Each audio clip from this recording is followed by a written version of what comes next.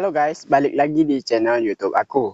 Dan di video kali ini aku akan coba berbagi fitur yang ada di CapCut ini dan CapCut versi terbaru yang lebih stabil, anti lag, anti bug, anti iklan, dan yang pastinya bisa gunakan template dan login akun.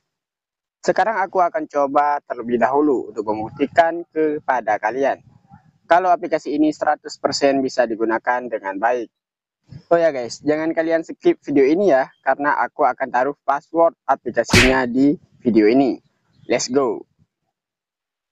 Ini dia guys aplikasinya. Kita akan coba buka terlebih dahulu.